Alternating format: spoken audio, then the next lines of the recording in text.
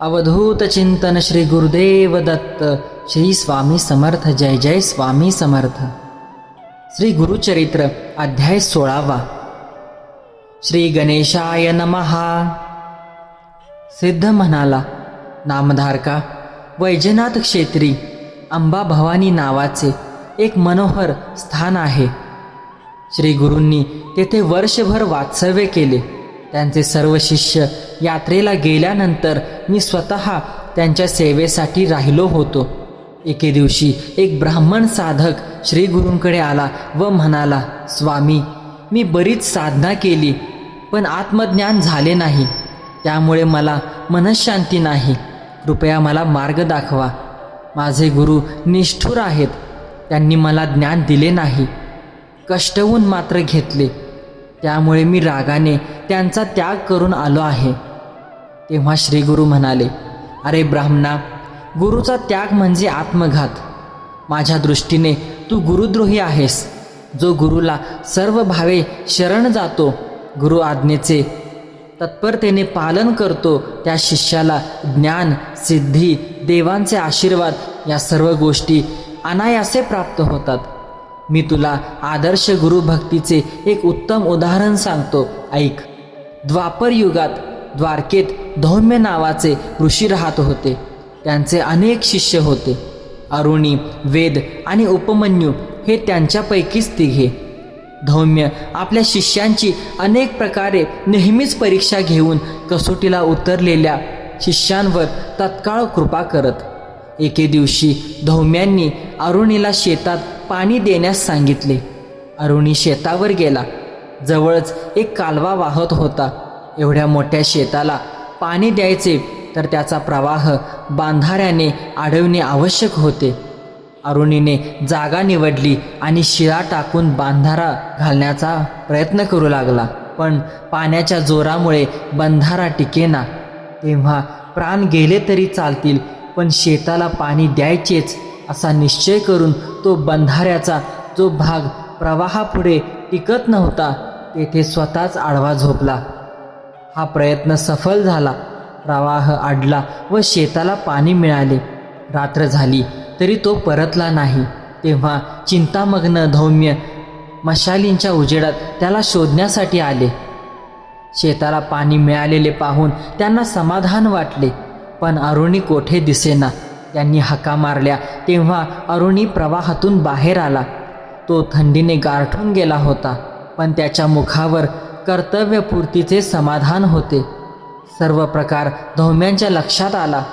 गुरुकार्यासाठी प्राणांचीही पर्वा न करणाऱ्या अरुणीला त्यांनी वात्सल्याने जवळ घेतले व आपला वरदहस्त त्याच्या मस्तकी ठेवला। त्यांच्या आशीर्वादाने तो तत्काळ महाज्ञानी झाला। धौम्यांनी वेदाला त्या शेतातील साळीच्या पिकाची राखण करण्यास सांगितले। पीक तयार झाल्यावर त्याने कापणी व झोडपणी करून खळ्यात धान्याची रास तयार केली। मग तो आश्रमात आला। धौम्यांनी त्याला एक रेडा जुंपलेला गाडा दिला। तो घेऊन तो शेतात गेला। त्यात 2 खंडी साळी भरली व आश्रमाकडे निघाला, पण रेड्याला गाडा ओढवेना। मग जोडखात मान अडकवून तोही गाढा ओढू लागला। मार्गात रेडा चिखलात रुतला। वेदाने त्याला सोडले। महत्प्रयासाने गाडा बाहेर काढला। रेड्याच्या गळ्यातील फास स्वतःच्या गळ्याभोवती बांधला आणि खांद्याचा आधार घेऊन तो गाडा कसाबसा ओढत आश्रमात आणला। धौम्यांनी धावत जाऊन त्याच्या गळ्याभोवती आवळलेला फास सोडविला। स्वहस्ते त्याचा घाम पुसला। त्याच्या भक्तीने प्रसन्न झालेल्या धौम्यांनी त्यालाही वरदान देऊन वेदशास्त्र संपन्न व महाज्ञानी केले। उपमन्यू धौम्याची गुरे राखायचा। त्याच्या अतिखाण्याने बुद्धीला जडत्व येऊन त्याची विद्याभ्यासात प्रगती होणार नाही, म्हणून आश्रमातून त्याला मोजकेच अन्न दिले जायचे। मग तो भूक भागवण्यासाठी भिक्षा मागायचा। ही गोष्ट धौम्यांना कळताच त्यांनी ती भिक्षा आश्रमात आणून देण्यास सांगितले। मग तो 2दा भिक्षा मागू लागला। धौम्यांनी तीही आश्रमात आणून देण्यास सांगितली।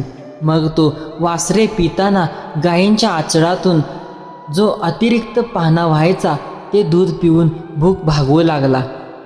धौम्यांनी त्यालाही प्रतिबंध केला. एकदा त्याने रुईच्या झाडातून ओघळणारा चीक द्रोणात गोळा करून दूध समजून प्राशन केला. त्याचा काही अंश डोळ्यात गेल्याने त्यास अंधत्व आले. तो रानामध्ये चाचपडत हिंडू लागला. तेथे अडखळून एका आळात पडला. आता गुरे वासरे हरवतील या चिंतेने रडू लागला. रात्री धौम्यांनी शोध घेऊन त्याला हुडकून काढले. उपमन्यूने त्यांना सर्व प्रकार सांगितला. धौम्यांनी त्याला अश्विनी कुमाराचे स्मरण करण्यास सांगितले. त्यांच्या कृपेने उपमन्यूला पुन्हा दृष्टी आली. तो आळातून बाहेर आला. उपमन्यू अत्यंत प्रामाणिक व भोळा होता. त्याचे भूक भागवण्यासाठी अन्य पर्याय शोधले, पण गुरु आज्ञेचे काहीच उल्लंघन केले नाही. त्यामुळे प्रसन्न झालेल्या धौम्यांनी त्यालाही ज्ञान संपन्न केले. या उपमन्यूची खूप कीर्ती झाली. श्री गुरु म्हणाले, हे ब्राह्मणा, विनम्र भाव आणि पराकोटीची श्रद्धा असणाऱ्यांना गुरुकृपेची लवकर प्रचिती येते, पण तुझ्यासारख्या अधमाला शेवटी नरकच प्राप्त होणार.